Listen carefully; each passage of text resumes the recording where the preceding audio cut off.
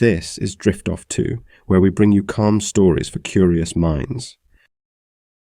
Tonight, we explore the rise and fall of one of the greatest civilizations the world has ever known, the Roman Empire. From its legendary beginnings on the banks of the Tiber River to its glorious peak and eventual decline, the story of Rome is filled with intrigue, triumph, and tragedy.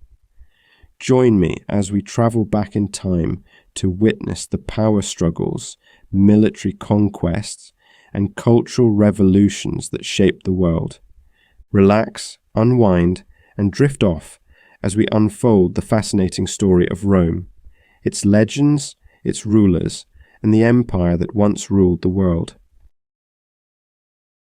Founding and mythical beginnings. The founding of Rome is steeped in myth and legend, telling more than just the birth of a city. It forms the very core of Roman identity, a tale echoed throughout the empire's history. According to tradition, Rome was established by twin brothers, Romulus and Remus, sons of the god Mars and the Vestal Virgin Rhea Silvia. Abandoned as infants and left to perish by the banks of the river Tiber, their fate appeared sealed. Yet destiny intervened. A she-wolf discovered and nurtured them, sensing their divine importance. Sheltered within the Lupercal cave on Palatine Hill, the twins survived against all odds. After their time with the she-wolf, Romulus and Remus were raised by a shepherd and his wife. They grew into courageous, strong, and determined young men, natural leaders whose journey led them back to their birthplace, to found a new city. However, their visions clashed. Romulus favored one hill, Remus another. Their disagreement escalated into violence, culminating tragically in Romulus killing Remus. Thus, Romulus alone became the founder and first king of the city bearing his name, Rome. Romulus selected the strategic elevation of Palatine Hill for his new city, outlining its boundaries and establishing firm foundations for growth and defense. Early in his rule, Romulus secured Rome's survival through successful military campaigns, quickly expanding its influence. Yet, populating his fledgling city posed a significant challenge. To build his community, he initially welcomed outcasts and fugitives. Realizing the need for families, he resorted to abducting women from the neighboring Sabine tribe in the infamous abduction of the Sabine women. Though initially causing conflict and reprisal, peace eventually prevailed through the intervention of the women themselves, who persuaded their families to reconcile with the Romans. Though marked by violence, this episode embodied Roman self-perception, a relentless determination, and the conviction of a divine destiny. Romulus's actions, marked by both boldness and ruthlessness, set a lasting precedent.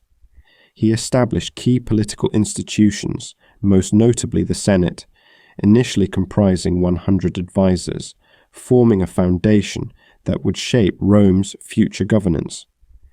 Beyond political institutions, Romulus created the Roman legions, an organized and disciplined military force crucial for securing Rome's early borders and enabling territorial expansion. Under his reign, Rome's identity as a formidable warrior society began to crystallize, setting the stage for centuries of military dominance and imperial growth. Rome's mythical origins profoundly shaped its cultural identity, providing Romans a powerful narrative that affirmed their divine favor, resilience, and strength. The legend of Romulus and Remus transcended mere storytelling. It symbolized the unity of divine will and human ambition, themes which persisted through the Roman Republic and into its imperial zenith. From a modest settlement on the Tiber, Rome rose to dominate much of the known world, forever influenced by the legacy of Romulus, whose mythic and political contributions remained deeply ingrained in Roman culture long after his reign had ended. The Roman Republic. After Romulus's death, Rome was ruled by a succession of kings. Over time, the Roman people's tolerance for monarchy diminished. The reign of the final king, Tarquinius Superbus, was marked by cruelty and oppression, igniting widespread discontent. In 509 BCE, a revolt erupted, driven by citizens determined never again to submit to tyranny. The monarchy was abolished, and from its ruins arose the Roman Republic. The Republic introduced a new political system, remarkably innovative for its time. Power was distributed across multiple institutions to prevent any one individual from becoming too powerful. Central to this system was the Senate, comprised mainly of patricians, Rome's wealthy noble class. Senators advised annually elected consuls, the Republic's highest-ranking officials. Although consuls wielded substantial authority, their limited terms and shared leadership prevented autocracy. A defining feature of the Republic was the ongoing struggle between patricians and plebeians. Plebeians, the common people, had minimal political influence at first. In 494 BCE, their frustration erupted in the secession of the plebs, a mass withdrawal that compelled patricians to grant them political concessions. The creation of the Tribune of the Plebs allowed elected officials to veto Senate decisions, significantly rebalancing power. Rome's republic was also defined by military strength. Initially modest, the legions evolved into a disciplined and formidable fighting force. Roman military success relied on strict training, hierarchical organization, and adaptive tactics. Early campaigns secured control over neighboring tribes, such as the Etruscans and Samnites. As Rome grew in power, it inevitably clashed with major rivals, most notably Carthage. The Punic Wars, a series of 3 conflicts with Carthage, defined Rome's expansion across the Mediterranean. The First Punic War, 264 to 241 BCE, began as a conflict over Sicily. Despite initial naval inexperience, Rome rapidly built a powerful fleet, securing victory and territorial gain. The Second Punic War, 218 to 201 BCE, brought one of Rome's most formidable enemies, Hannibal of Carthage. His legendary crossing of the Alps with war elephants remains one of history's most daring military feats. Despite crushing Roman forces at Cannae, Hannibal failed to capture Rome. Roman perseverance and strategic leadership, particularly by Scipio Africanus, ultimately led to Hannibal's defeat at Zama. The Third Punic War, 149 to 146 BCE, ended with the complete destruction of Carthage, affirming Roman supremacy across North Africa and solidifying its imperial stature. Yet territorial expansion brought new challenges. The wealth gap between the elite and common citizens widened. Landless veterans, displaced farmers, and political corruption undermined the Republic's foundations. Reforms by the Gracchi brothers sought to address inequality, but both were killed, foreshadowing deeper unrest. Ambitious generals such as Marius, Sulla, and eventually Julius Caesar exploited these divisions. Their struggles for power sparked civil wars that ultimately dismantled the Republic. Caesar's rise was the most decisive. After his conquests in Gaul, his popularity soared. In 49 BCE, he crossed the Rubicon River with his army, famously declaring, "The die is cast." This act of defiance against the Senate ignited a civil war. Following victory over Pompey and his rivals, Caesar assumed control of Rome. Though he implemented important reforms, his concentration of power unsettled many. In 44 BCE, he was assassinated by senators who hoped to restore the Republic. Instead, they plunged Rome into further chaos, setting the stage for the rise of the empire. The Rise of Augustus, the fall of the Roman Republic, brought on by civil war, political corruption, and internal strife, paved the way for one of Rome's most transformative leaders, Augustus.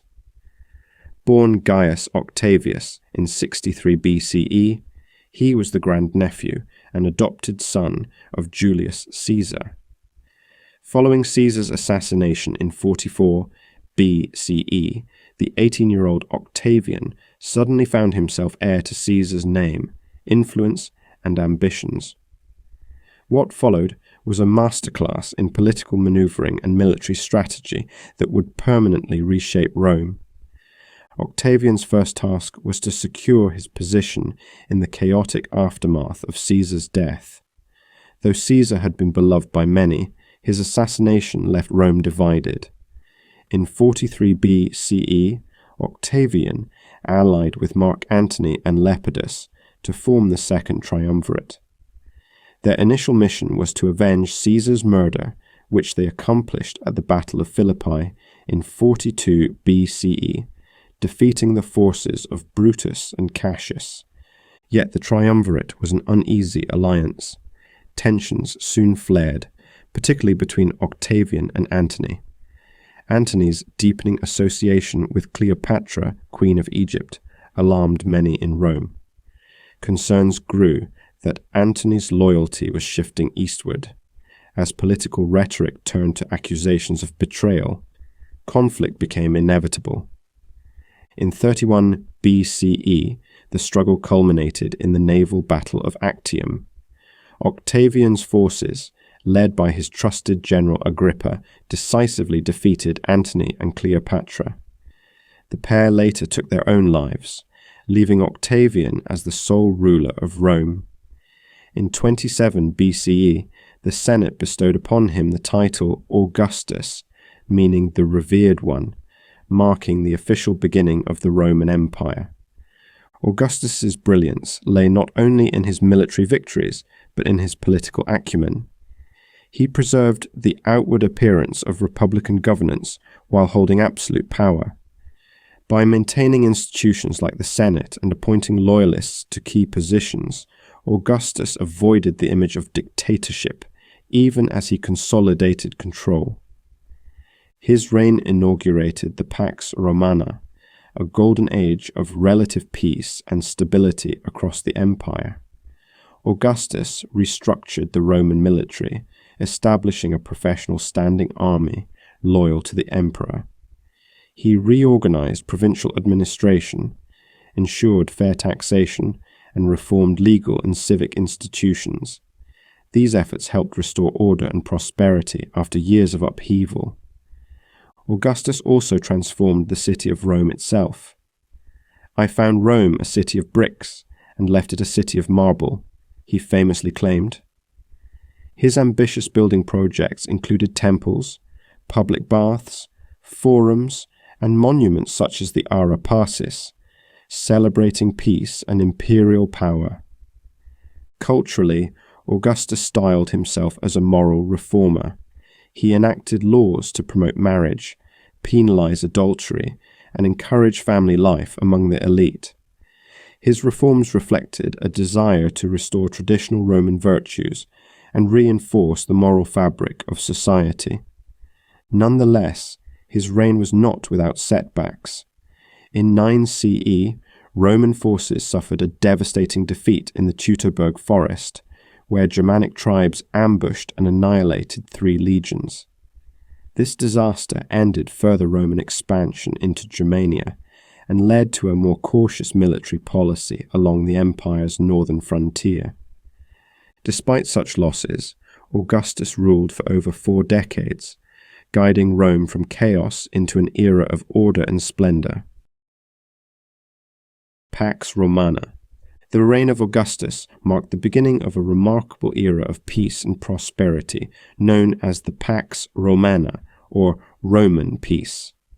Spanning from 27 BCE to around 180 CE, this period saw the Roman Empire reach the height of its power and stability.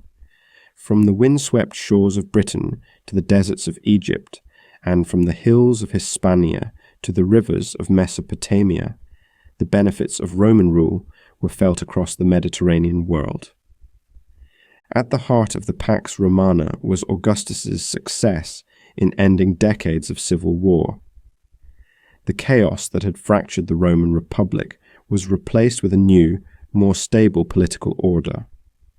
While Augustus held supreme authority, he cleverly preserved many republican traditions and institutions, offering the illusion of continuity. The Senate, though diminished in influence, remained active in governance, providing a sense of legitimacy to the new imperial structure. With internal stability secured, Rome turned its attention to development and consolidation. One of Augustus's most lasting achievements was the reorganization of the empire into a system of provinces, each governed by loyal officials. These regions were protected by a professional, standing army that was better trained, regularly paid, and loyal to the emperor rather than individual generals. This system secured Rome's borders and maintained internal order. While large-scale wars became less common, the Roman military remained active along the frontiers. Skirmishes and uprisings continued, particularly in provinces like Judea and Britain. Yet these conflicts did not disrupt the broader peace that defined the era. The focus shifted from expansion to defense, enabling Rome to consolidate its vast territories. The Pax Romana also fostered unprecedented economic growth and trade. The Mediterranean became a bustling hub of commerce, with goods, resources, and ideas flowing between Rome and its provinces. The empire's infrastructure, its vast networks of roads, bridges, and aqueducts, facilitated the movement of armies, merchants, and citizens alike. Roman roads, or viae, were engineering marvels that connected the empire, allowing orders from the capital to reach even the most distant territories efficiently. Economic prosperity flourished, trade routes were well established, and a standardized currency simplified commerce. Goods such as grain, wine, olive oil, pottery, and silk were exchanged across regions. Roman law provided a structured framework for contracts, trade, and property rights, creating security for merchants and encouraging investment. Cultural life thrived during the Pax Romana. Literature, art, and architecture flourished under the patronage of Augustus and his successors. Poets such as Virgil, Horace, and Ovid were celebrated for works that shaped Roman identity and values. Virgil's Aeneid, in particular, served as a national epic, linking Rome's destiny to divine origins and promoting Augustus's vision of imperial greatness. Monumental architecture, like the Forum of Augustus and the Ara Pacis, symbolized the power and permanence of the empire. The Roman military, though less focused on conquest, ensured peace and stability within the empire. Garrisoned troops helped maintain order and acted as a deterrent to rebellion. Their presence also facilitated the assimilation of local cultures and the spread of Roman customs, laws, and language. This integration helped unify the empire and strengthen its identity. Yet, the Pax Romana was not without challenges. The vast size of the empire made governance increasingly complex. Local uprisings, like the Jewish Revolt, 66 to 73 CE, tested Roman control and occasionally erupted into violent suppression. And while Augustus had balanced autocratic power with republican tradition, future emperors would often struggle to maintain that equilibrium, leading to growing tensions between central authority and institutional integrity. Despite these difficulties, the Pax Romana stands as a golden age in Roman history. It enabled Rome to consolidate its power, extend its influence, and foster a vibrant cultural and economic environment. Under Augustus and his successors, the empire not only thrived, but also laid the foundations for a legacy that would echo through centuries. The Pax Romana was more than a time of peace. It was an era of innovation, artistic achievement, and the lasting imprint of Roman civilization on the world. The Julio-Claudian Dynasty. The Julio-Claudian Dynasty, Rome's first imperial family, ruled from the rise of Augustus in 27 BCE to the death of Nero in 68 CE. This era marked both the consolidation of imperial power and the gradual erosion of early imperial stability. The 5 emperors of this lineage, Augustus, Tiberius, Caligula, Claudius, and Nero, left behind a legacy ranging from brilliant reform to notorious excess. The dynasty began with Augustus. His reign brought peace, reform, and prosperity, setting the standard for those who followed. Upon his death in 14 CE, his stepson and adopted heir Tiberius assumed power. Tiberius, Rome's second emperor, was a capable but enigmatic ruler. His early reign featured careful governance and military success, including securing the empire's eastern frontier. However, his later years were marked by increasing paranoia and withdrawal from public life. He eventually secluded himself on the island of Capri, where ancient sources report tales of cruelty and excess. Despite these accounts, some of which may be colored by hostile historians, Tiberius maintained a well-organized state. Caligula, Tiberius's grandnephew and successor, initially inspired great hope. The son of the beloved general Germanicus, he was welcomed enthusiastically by the Roman people. However, his reign from 37 to 41 CE quickly descended into chaos. Caligula became infamous for his erratic behavior, cruelty, and extravagant lifestyle. He alienated the Senate, emptied the treasury, and reportedly made bizarre declarations, including appointing his horse, Incitatus, to a high office, though some scholars believe this may have been satirical. His short rule ended with his assassination by members of the Praetorian Guard. Power then fell to Claudius, Caligula's uncle, who had long been overlooked due to his physical disabilities and perceived timidity. Surprisingly, Claudius proved to be an effective and reform-minded ruler. From 41 to 54 CE, he stabilized the empire and oversaw the conquest of Britain in 43 CE. He improved administrative efficiency, expanded citizenship rights to provincial elites, and invested in public works such as aqueducts and harbors. Despite his competence, palace intrigue plagued his reign. His fourth wife, Agrippina the Younger, allegedly poisoned him to ensure her son Nero would inherit the throne. Nero, the final Julio-Claudian emperor, ascended the throne at just 16. His early reign showed promise under the guidance of advisors like Seneca and Burrus. Over time, however, Nero's rule descended into autocracy and excess. He prioritized artistic pursuits over governance, performed on public stages, and spent lavishly.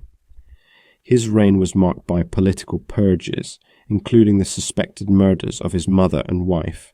The Great Fire of Rome in 64 CE further tarnished his image, with rumors accusing him of starting it to clear space for his grand palace, though evidence is inconclusive. Nero's growing unpopularity led to widespread revolts. In 68 CE, the Senate declared him a public enemy, and he took his own life. With no clear successor, the Julio-Claudian line ended, plunging Rome into civil war. The Julio-Claudian dynasty left a complex legacy. Augustus established a durable imperial framework and brought stability, while Tiberius and Claudius strengthened administration and expanded the empire. Conversely, the reigns of Caligula and Nero exposed the dangers of unchecked power and imperial excess.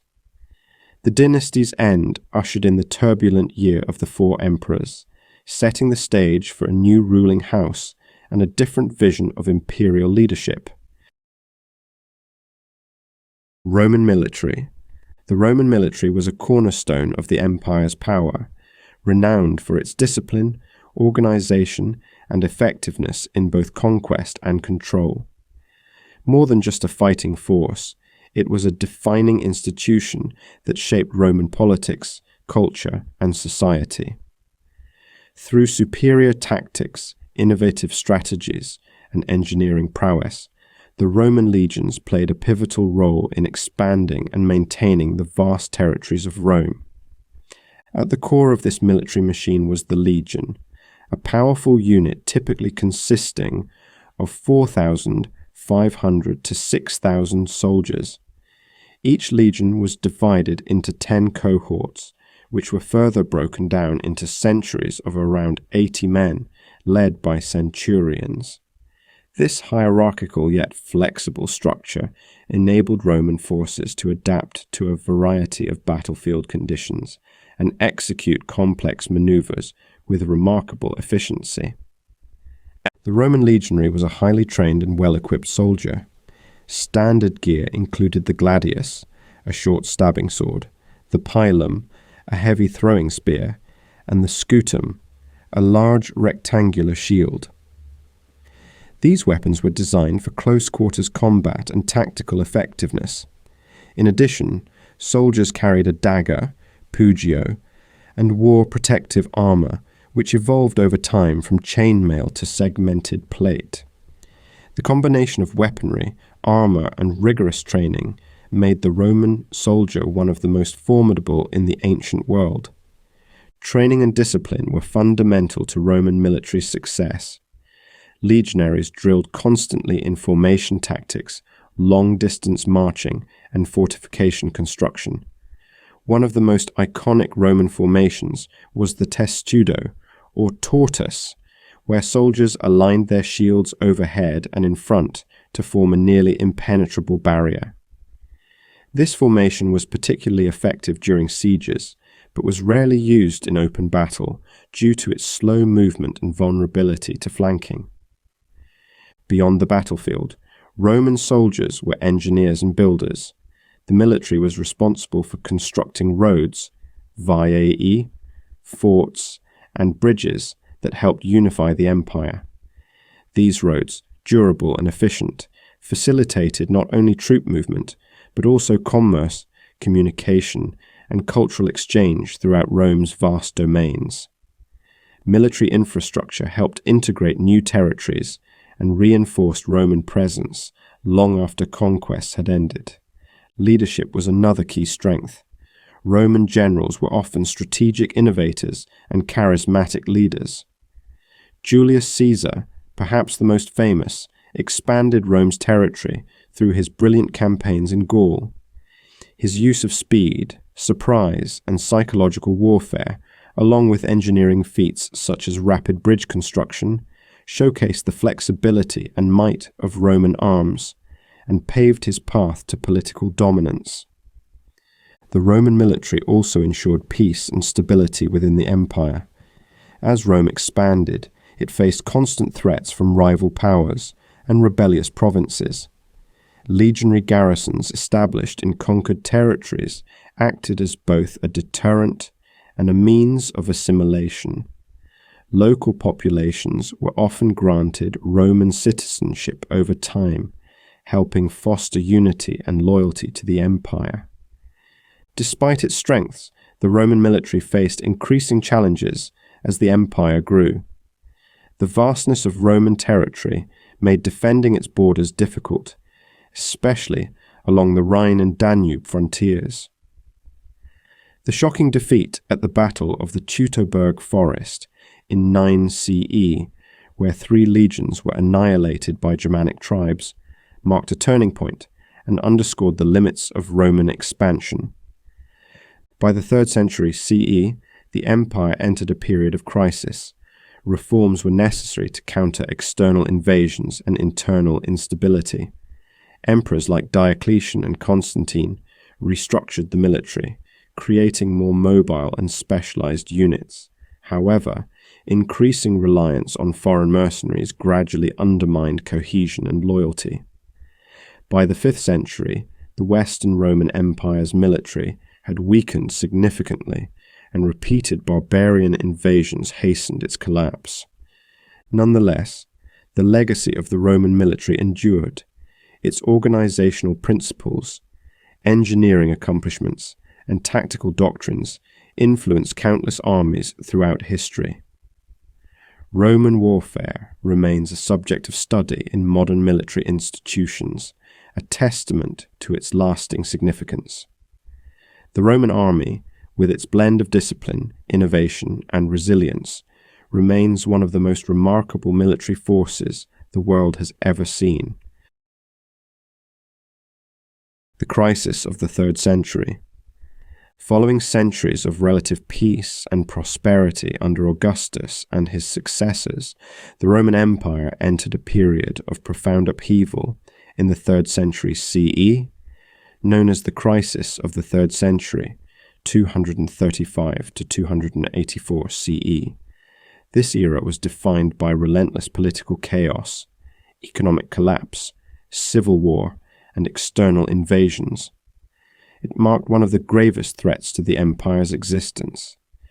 The crisis began in 235 CE with the assassination of Emperor Alexander Severus by his own troops, triggering a violent cycle of military coups and civil wars.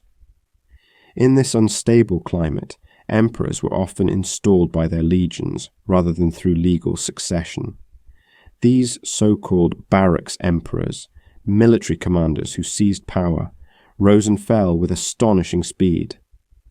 Over a span of 50 years, more than 26 emperors claimed the throne, with most ruling for only a few months or years before being overthrown or killed.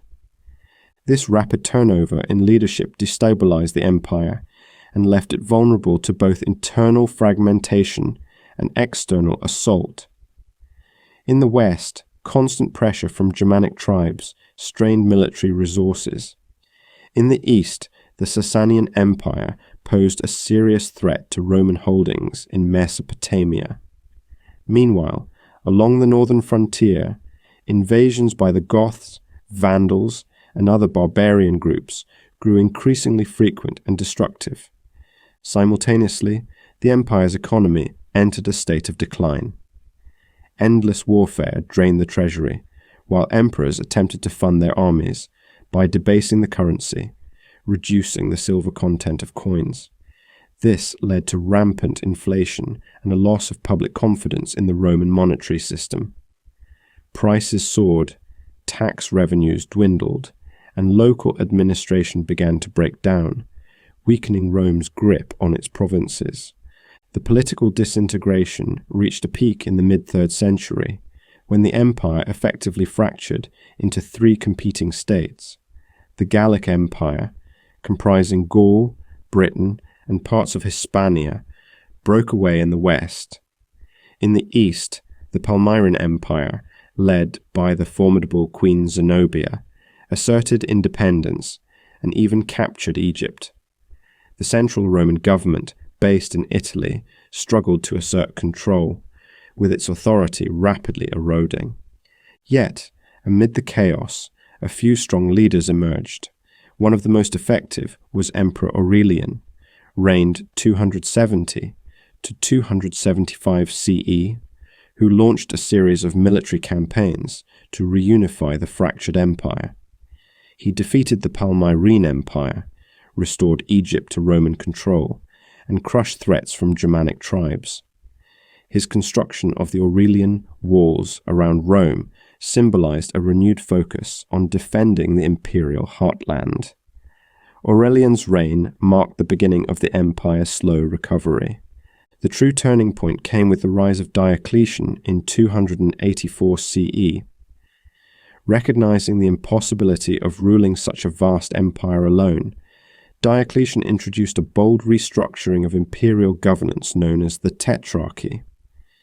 He divided the empire into 2 halves, east and west, each ruled by an emperor, Augustus, and a deputy, Caesar. This system was designed to ensure greater regional control and smoother succession. Diocletian also enacted sweeping reforms aimed at stabilizing the economy and strengthening the military.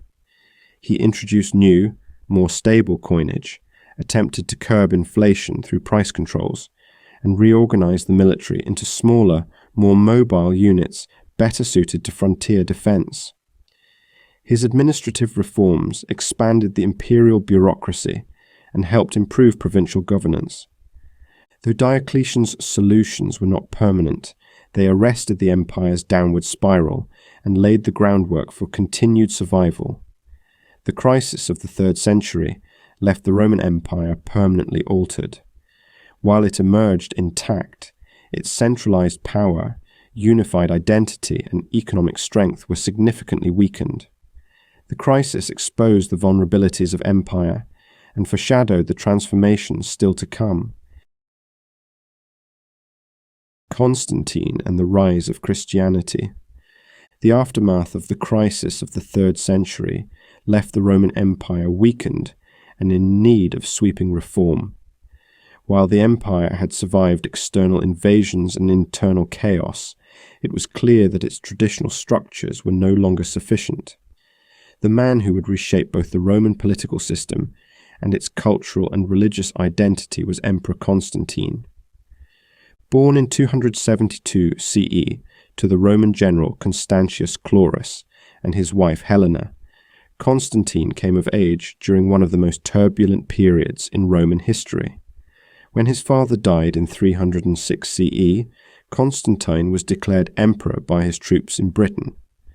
However, his path to uncontested power would be far from straightforward. Over the following years, Constantine navigated a series of political rivalries and military conflicts, ultimately emerging as the sole ruler of the Roman Empire. A defining moment in Constantine's rise came in 312 CE at the Battle of the Milvian Bridge. Facing his rival Maxentius for control of the Western Roman Empire, Constantine reportedly experienced a vision of a cross in the sky, accompanied by the words, "In this sign you will conquer." Interpreting this as a divine message from the Christian God, he ordered his troops to mark their shields with the Chi-Rho symbol. Constantine's victory not only secured his dominance, but also forged a lasting connection between imperial power and Christianity. In 313 CE, Constantine and his eastern co-emperor Licinius issued the Edict of Milan, granting religious tolerance throughout the empire. This decree effectively legalized Christianity, ending centuries of sporadic persecution and allowing Christians to worship openly. While Constantine's motives likely blended genuine belief with political strategy, his support for Christianity was unprecedented. For the first time, the Christian Church received imperial endorsement and protection. Constantine's backing went beyond legal tolerance. He actively promoted the Christian faith, providing financial support to the clergy, commissioning the construction of churches, and granting privileges to Christian communities. Among his most significant projects was the Church of the Holy Sepulchre in Jerusalem, built on the site believed to be where Jesus was crucified and resurrected. In 325 CE, Constantine convened the First Council of Nicaea, bringing together bishops from across the empire to address doctrinal disputes, particularly concerning the nature of Christ. The resulting Nicene Creed established foundational principles of Christian belief, affirming the divinity of Christ and promoting unity within the growing church. Though not yet baptized himself, a decision he postponed until his death, Constantine's role in church affairs marked a dramatic shift in imperial policy and religious life. Despite his Christian patronage, Constantine did not completely abandon traditional Roman religion. He continued to honor pagan festivals and deities, reflecting the empire's religious diversity and the need for cautious transition. His policies reflect a pragmatic balancing act between Rome's pagan heritage and its Christian future. One of Constantine's most strategic decisions was the relocation of the imperial capital. In 330 CE, he inaugurated Constantinople, formerly Byzantium, on the Bosporus Strait, as the new seat of power. This new capital was well positioned for defense and trade, and symbolized a new era in Roman history, one increasingly defined by Christian leadership and Eastern influence. By the time of Constantine's death in 337 CE, Christianity had transformed from a persecuted sect into a dominant religion backed by imperial authority. Constantine's legacy as the first Christian emperor reshaped the Roman world and laid the groundwork for Christianity's central role in Western civilization. While his motivations were complex, blending personal belief and political calculation, his reign marked a decisive turning point, a moment where empire and faith became inseparably intertwined. The split of the empire. As the Roman Empire expanded, so too did the challenges of governing such an immense and diverse realm. The strain of defending vast borders, responding to internal unrest, and managing economic pressures made centralized rule increasingly unsustainable. Recognizing these difficulties, Emperor Diocletian enacted a transformative reform in 285 CE. He divided the Roman Empire into two administrative halves, the Western Roman Empire and the Eastern Roman Empire. This strategic division aimed to strengthen governance and defense, but it would eventually lead to lasting consequences. Diocletian's decision was prompted by the mounting threats on every frontier. Barbarian incursions, civil wars, and fiscal decline had exposed the limitations of a single ruler.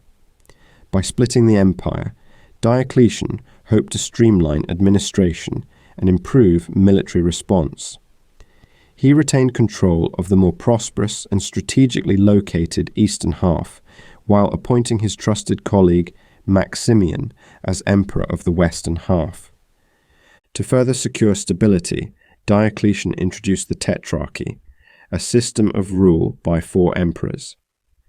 Each half of the empire had a senior emperor, Augustus, and a junior emperor, Caesar, with the latter expected to succeed the former. This system was designed to ensure smoother succession and decentralized authority. In practice, however, it often sowed the seeds of rivalry and competition. When Diocletian retired in 305 CE, the Tetrarchy soon began to unravel. Ambitious generals and regional leaders competed for supremacy, leading to renewed civil war. Amid this turmoil, Constantine emerged as a dominant figure.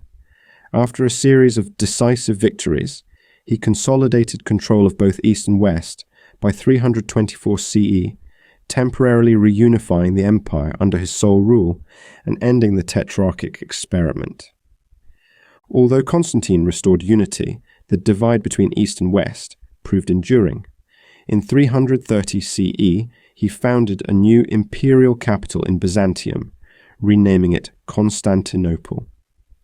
Strategically located and economically robust, Constantinople became the political and cultural heart of the Eastern Empire. While the East flourished, the West continued to struggle under increasing pressure from Germanic tribes, declining infrastructure, and internal instability. The final and permanent division of the empire came after the death of Emperor Theodosius I in 395 CE, the last ruler to govern both halves. His sons inherited the empire, Honorius in the west and Arcadius in the east. From that point onward, the Roman Empire functioned as two distinct entities. The Western Roman Empire, centered in Rome and later Ravenna, faced growing instability and would ultimately fall in 476 CE when the Germanic chieftain Odoacer deposed the last Western emperor, Romulus or Augustulus. The Eastern Roman Empire, however, endured. Known later as the Byzantine Empire, it preserved Roman law, culture, and governance for nearly 1,000 more years. With its capital in Constantinople, the Byzantine Empire became a bastion of classical heritage and Christian faith. The split of the Roman Empire marked a pivotal moment in world history. It signaled the decline of Roman power in the West, while allowing the East to adapt, evolve, and flourish. Though divided, the legacy of Rome lived on, reshaped by the challenges and transformations of a changing world. Barbarian Invasions. While internal decline played a major role in the fall of the Western Roman Empire, it was the relentless pressure from external groups, the so-called Barbarian Invasions, that ultimately delivered the fatal blow. During the 4th and 5th centuries CE, waves of migrations and invasions by diverse tribal groups eroded Roman control. These movements were not mere raids, but complex migrations, often involving entire populations fleeing conflict, seeking new homelands, or capitalizing on Rome's waning strength. The term barbarian, used by the Romans to describe non-Roman peoples, encompassed a wide array of tribes from northern and eastern Europe and Central Asia. Among the most influential were the Visigoths, Vandals, Huns, Franks, and Ostrogoths. Each played a pivotal role in reshaping the political and cultural landscape of post-Roman Europe. The Visigoths were among the first major groups to challenge Roman authority. Pushed into Roman territory by the advancing Huns, they initially sought asylum within the empire. However, mistreatment by Roman officials led to revolt. In 410 CE, under King Alaric, the Visigoths sacked Rome, an event that shocked the ancient world and shattered the image of Roman invincibility. Though they later settled in Spain, the sack marked a psychological turning point. In 455 CE, Rome suffered a second sack, this time by the Vandals. Originally from Central Europe, the Vandals had migrated through Gaul and Iberia before establishing a kingdom in North Africa. From their base in Carthage, they dominated Western Mediterranean trade and cut off vital grain supplies to Rome. Their naval raids and the sack of Rome further undermined the Western Empire's already fragile economy and authority. The Huns, a nomadic people from Central Asia, instilled widespread fear across Europe. Under Attila, they launched devastating campaigns across both Eastern and Western Roman territories. In 451 CE, Attila was checked at the Battle of the Catalonian Plains, where a coalition of Romans and Visigoths halted his advance. Though Attila's invasion was repelled, the instability he caused pushed other tribes into Roman lands.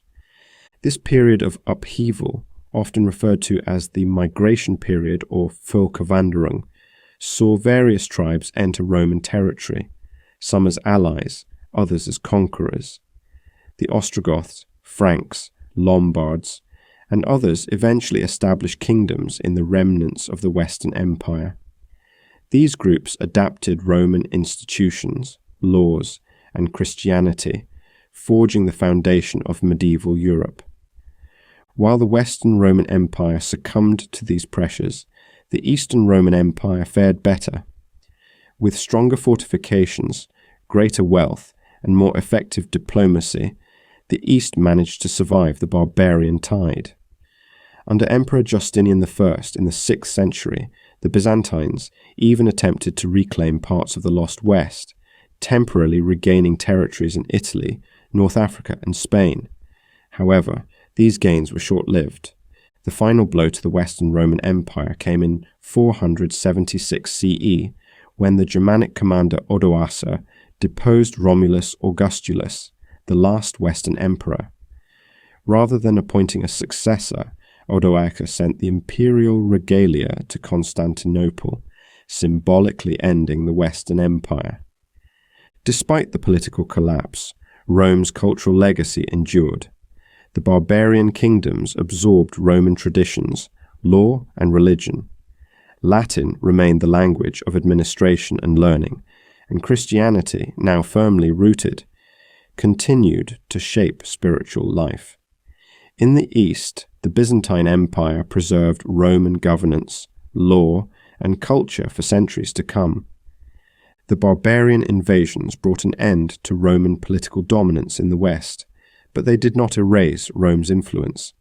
Instead, they transformed it, blending Roman traditions with new identities and laying the groundwork for the medieval world. The fall of the Western Roman Empire. The fall of the Western Roman Empire in 476 CE was not a single cataclysmic event, but the culmination of a long decline driven by internal weakness, external pressure, and institutional decay.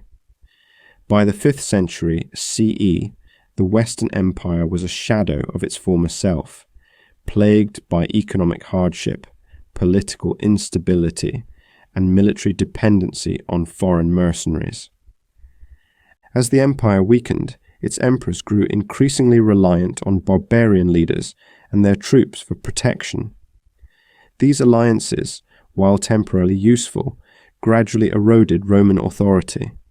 The once proud Roman legions were now supplemented or even replaced by federated Germanic forces, whose loyalty was to their tribal leaders rather than to Rome. Rome's administrative capacity also deteriorated. Rampant corruption, burdensome taxation, and an ever-growing bureaucracy placed immense strain on ordinary citizens and local governments. Agricultural productivity declined, urban life diminished, and public infrastructure fell into disrepair. The once mighty economy crumbled under the weight of inflation and a shrinking tax base. Political instability further compounded the empire's troubles. Emperors came and went with alarming speed, often installed and removed by military force. Between 455 and 476 CE, a succession of weak rulers failed to halt the empire's disintegration. Power increasingly resided not in Rome, but in the hands of military strongmen and barbarian warlords. The symbolic end came in 476 CE, when the Germanic chieftain Odoacer deposed the young emperor Romulus Augustulus. Rather than claiming the title for himself, Odoacer declared allegiance to the Eastern Roman Emperor in Constantinople and ruled Italy as its nominal vassal. In doing so, he effectively dissolved the Western Roman imperial structure. Though Rome had fallen politically, its cultural and institutional legacy endured. Latin remained the lingua franca of scholarship, administration, and the church. Roman law influenced emerging European legal systems, and Christianity, now firmly established, continued to spread across the continent. The Catholic Church, rooted in Roman traditions, became a unifying force in the fragmented post-imperial world. Meanwhile, the Eastern Roman Empire, later known as the Byzantine Empire, survived for nearly another 1,000 years. Centered in Constantinople, it preserved many aspects of Roman governance, culture, and identity, acting as a bridge between antiquity and the medieval world. The fall of the Western Roman Empire marked the end of ancient Rome as a political entity in the West, but not the end of its influence. In the centuries that followed, Roman ideals would be reinterpreted, revived, and celebrated by new civilizations. The idea of Rome, its laws, its language, its architecture, and its vision of universal empire would live on, shaping the destiny of Europe and the wider world. Legacy of Rome and the Byzantine Empire. Though the Western Roman Empire collapsed in 476 CE, the legacy of Rome continued to shape the world in profound and enduring ways. Its language, law, engineering, architecture, and religious traditions permeated the cultures that followed, laying the foundation for Western civilization. Latin, the language of the Romans, survived in the church and scholarly institutions, evolving into the Romance languages: Italian, French, Spanish, Portuguese, and Romanian. It remained the lingua franca of education, diplomacy, and science for centuries, reinforcing Rome's intellectual influence long after its political fall.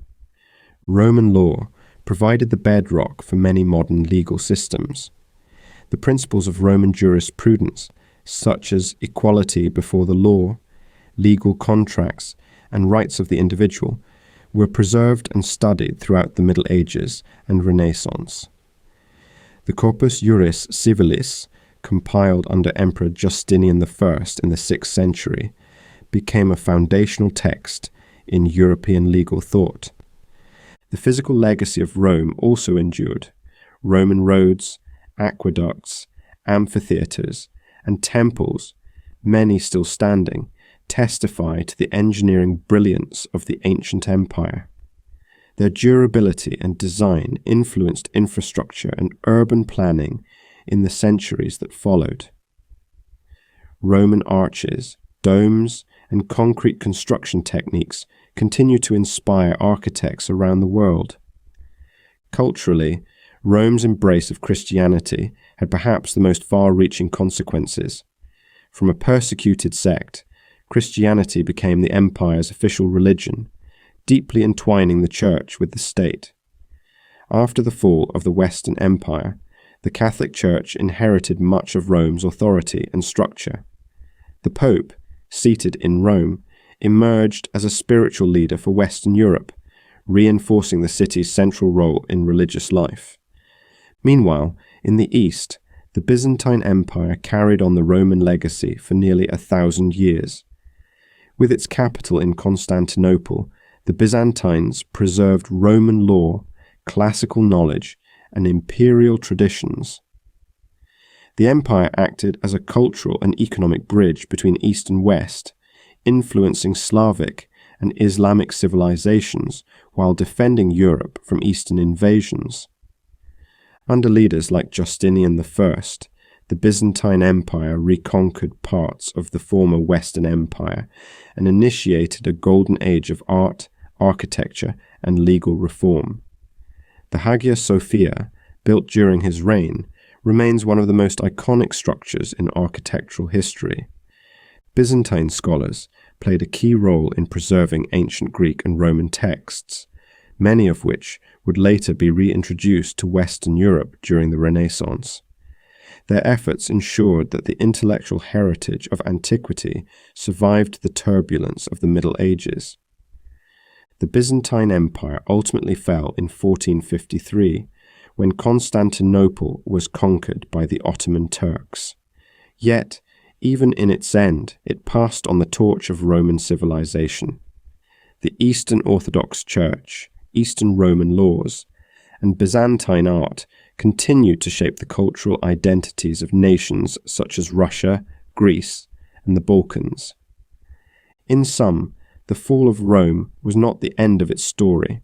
Rather, it marked a transformation, a transition from empire to legacy. Roman ideas lived on, adapted and reinterpreted by those who followed, whether in the courts of law, the cathedrals of Christendom, or the halls of learning. The spirit of Rome endured, echoing through history as one of the most influential civilizations the world has ever known.